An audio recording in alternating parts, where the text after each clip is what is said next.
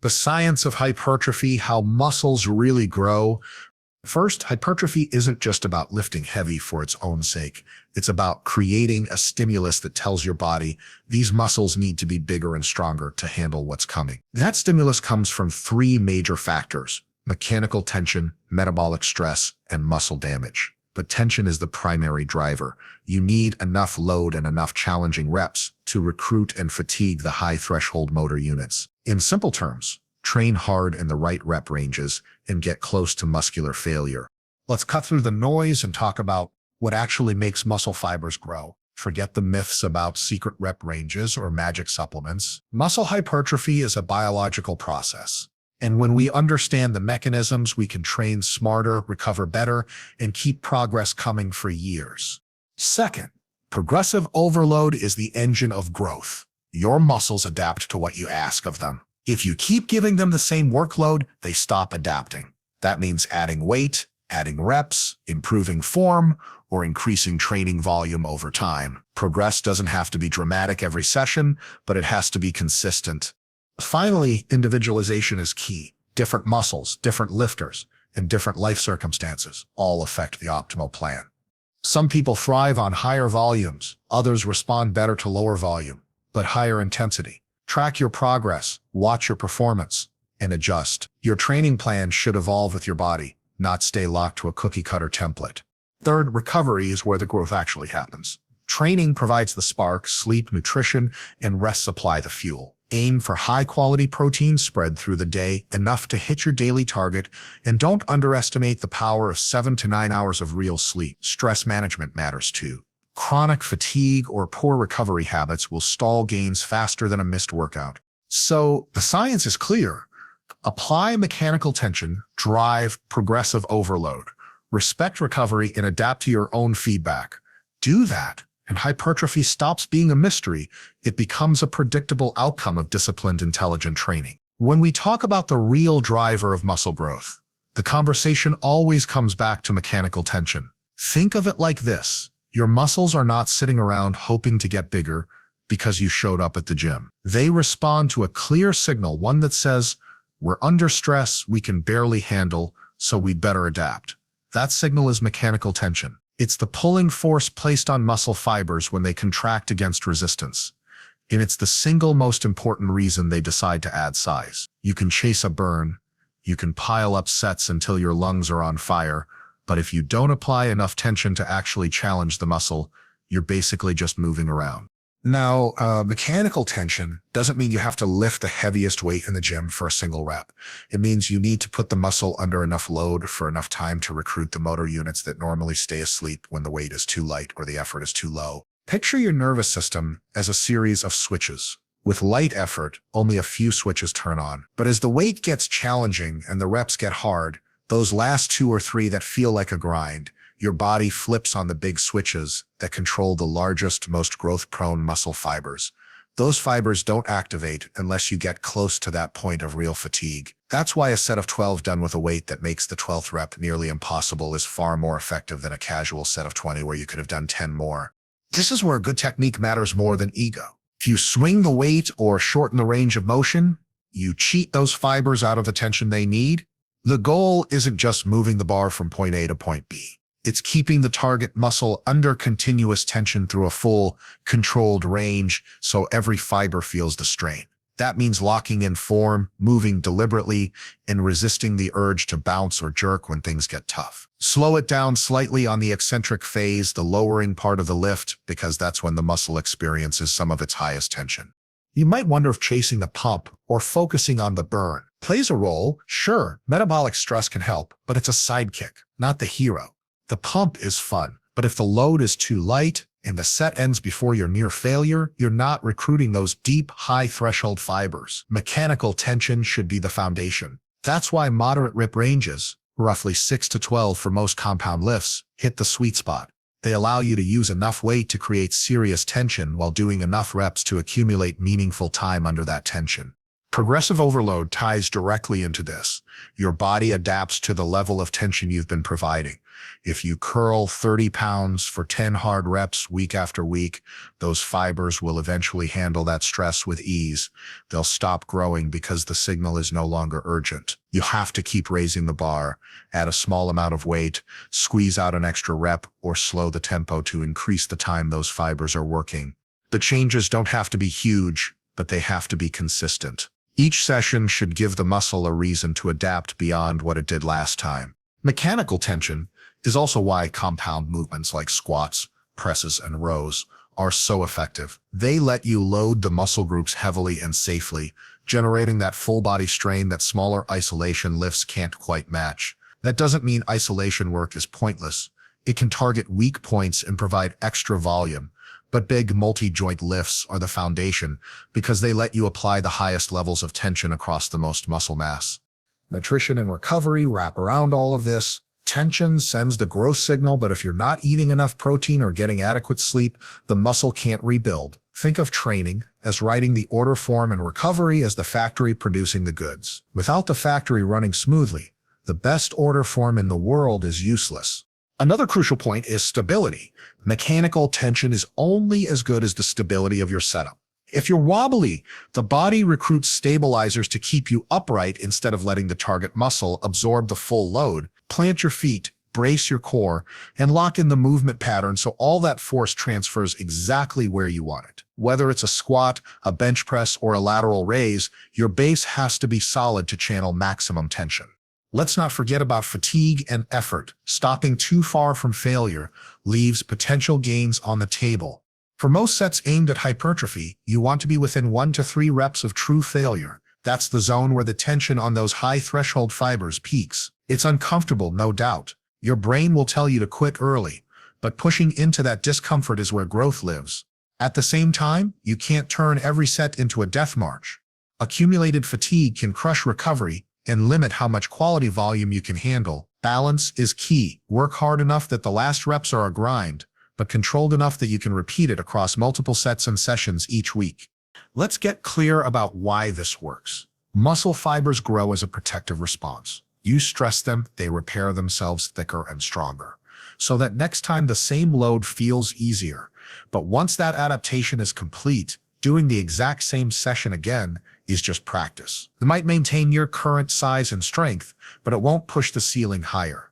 Imagine running the same mile at the same pace every day.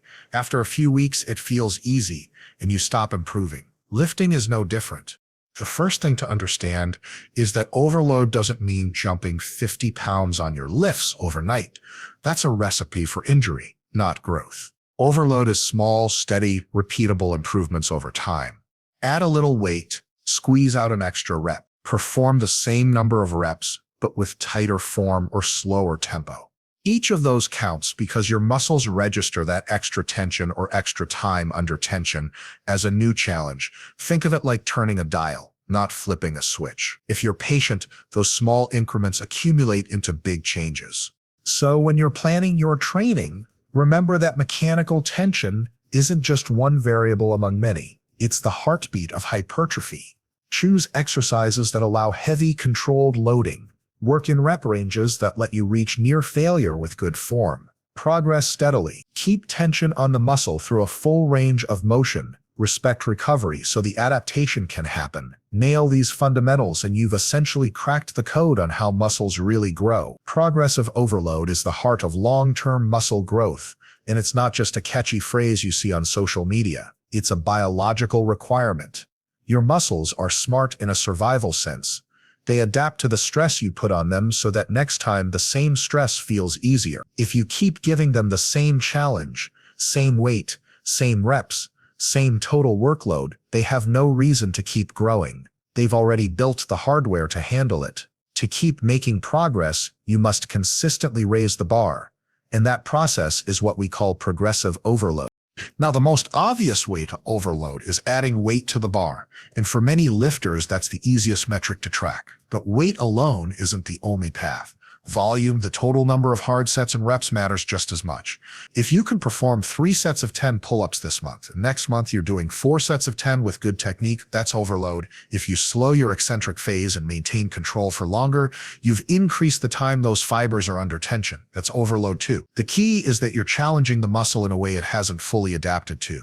Quality matters as much as quantity. Adding sloppy reps or half-range lifts just to tick a box isn't real progress. Your body senses effective tension, not your ego. If you pile on weight, but shorten the range of motion or bounce the bar, the target muscle may actually experience less tension than before. True progressive overload requires precision, full range of motion, controlled tempo, and consistent technique as you increase the challenge. When in doubt, prioritize cleaner reps over heavier weight. That ensures the added stress lands where it should.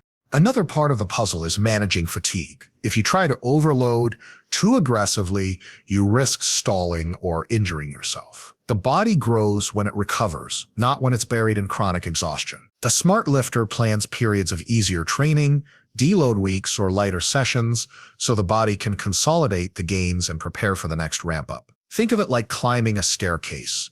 You step up, stabilize, and then step up again. Jump too many steps at once and you trip. Tracking your training is a non-negotiable if you want to overload systematically. Guesswork doesn't cut it. Record your weights, reps, sets, and how each session felt. That data tells you when you can add a bit more and when you might need to hold steady. Some days you'll feel strong and can push, other days life stress or poor sleep will mean sticking with last week's load. Consistency and long-term trend are what matter, not winning every single workout. Importantly, overload is individual. 2 lifters might start with the same plan, but their rate of progress will differ. Genetics, age, training history, and lifestyle all play a role. Comparing your numbers to someone else's is a trap. The real question is, are you challenging yourself relative to your current capacity? If the answer is yes and you're doing it consistently, you're on the right track. Progressive overload also interacts with recovery and nutrition. You can't keep demanding more from your muscles if you aren't feeding them enough protein and total calories to rebuild. Sleep is just as critical. Overload is the stimulus, recovery is the construction crew. Without both, you're just demolishing the site, without ever building anything new. If you find yourself plateauing despite increasing training stress, look at your sleep, your diet, and your stress levels before blaming the program. Even advanced lifters who have been training for years still rely on progressive overload. It just becomes more subtle. Instead of weekly jumps in weight, they might focus on refining technique, adding a small set here and there, or slightly increasing the density of their sessions, more quality work in the same amount of time. Progress slows but doesn't have to stop if you remain methodical. The big takeaway is simple but powerful. Muscle doesn't grow because you want it to or because you've been lifting for a long time. It grows because you create a reason for it to adapt again and again. That reason is progressive overload. More weight, more volume, better execution, higher density, longer time under tension, small, measurable, relentless increases. Respect the process, track your numbers, and keep nudging that dial forward. Do that, and your body has no choice but to respond with more muscle. Recovery is where the real magic of muscle growth happens, and that's a fact that too many lifters ignore while chasing more sets, more weight, and more time in the gym. Training is the spark. It tells your body, we need bigger, stronger muscle to handle this workload. But that spark is just the signal.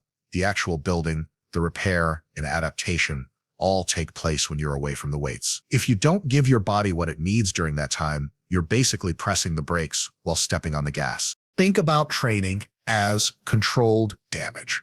Every hard set creates microscopic tears in the muscle fibers, depletes energy stores, and stresses your nervous system. That's a good thing. It's the stimulus we need, but it's still damage. Recovery is your body's repair crew rushing in with nutrients, hormones, and cellular processes that knit those fibers back together and make them thicker than before. If you train hard but recover poorly, you're just stacking damage on top of damage. Over time, that leads to stalled progress, nagging injuries, and the frustrating feeling of spinning your wheels no matter how much effort you put in.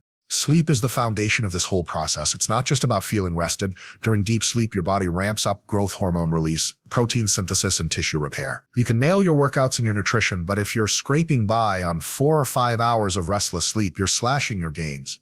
Aim for a solid 7 to 9 hours every night, and make it quality darkroom, cool temperature, no late night scrolling that keeps your brain wired. Think of sleep like your body's prime-time construction shift. Miss it, and the crew shows up later not at all. Nutrition is the other major pillar. Recovery requires raw materials, and protein is at the top of that list. Muscles can't rebuild without enough amino acids available around the clock. Spread your protein across the day. 3 to 5 meals or snacks with a solid serving each time is a proven way to maximize muscle protein synthesis. But don't stop at protein. Carbohydrates refill glycogen stores, so you can train hard again. And dietary fats support hormone production, which is critical for muscle growth and overall health. If you're chronically undereating, even if you hit your protein numbers, your body will struggle to repair tissue, and you'll feel it in sluggish workouts and stubborn plateaus. Hydration is often overlooked, but plays a big role in recovery too. Water is necessary for nutrient transport, joint health, and keeping training performance high. Dehydration, even mild, can increase soreness and slow down the recovery process. Make it easy on yourself. Drink consistently through the day, not just when you feel thirsty after a session. Stress management might sound like a lifestyle cliche, but it directly affects how well you recover. Elevated stress hormones like cortisol can interfere with sleep, dampen anabolic hormones, and keep your body in a constant state of fight or flight. That's not an environment where muscle grows efficiently. You don't have to meditate for hours, but simple habits like a daily walk, deep breathing, or unplugging from screens for a while can lower that baseline stress and give your recovery a real boost. Active recovery has its place too. Light movement like walking, easy cycling, or a gentle mobility session increases blood flow, bringing nutrients to the muscles without adding more stress. It's not a free pass to turn every rest day into a mini workout. Keep the effort light, but it can help reduce soreness and speed the repair process. Let's talk about training structure, because recovery isn't just what you do outside the gym, it's also how you program the work itself. Hitting a muscle group hard every day doesn't give the fibers time to repair, and you end up spinning your wheels. Most lifters grow best when each muscle gets hit with hard, stimulating sets 2 or 3 times per week, with at least 48 hours between sessions. That frequency lets you accumulate enough volume for growth while still allowing the repair crew to do its job. And don't underestimate the value of deload weeks. Taking a planned week every 4 to 8 weeks where you reduce volume and intensity can reset fatigue, heal connective tissue, and set you up for another productive training block. Another piece of the puzzle is honesty with yourself. Recovery needs change, depending on how hard you're pushing, your age, and your life outside the gym. If you've got a stressful job, young kids, or you're not in your 20s anymore, you might need a little more rest or slightly lower weekly volume to keep progressing. There's no prize for pretending you're a robot. The lifter who listens to their body and adjusts sleep, nutrition, and training volume accordingly will always outperform the one who ignores the warning signs of fatigue. Supplementation can help, but it's not magic. Creatine is well-researched and supports strength and recovery, and omega-3 fatty acids may reduce inflammation. These are the final 1%. The big wins still come from sleep, food, and smart programming. If those aren't in place, no pill or powder is going to rescue your gains. Here's the key mindset shift. Training hard and recovering hard are 2 sides of the same coin. You can't separate them and expect the same results. Pushing harder in the gym feels productive, but real progress comes from the balance of stress and recovery. Treat recovery like part of your training plan, not an afterthought. Schedule your sleep like you schedule your workouts. Prep your meals with the same focus you give to your lifting routine. Protect your rest days instead of filling them with random chores and late nights.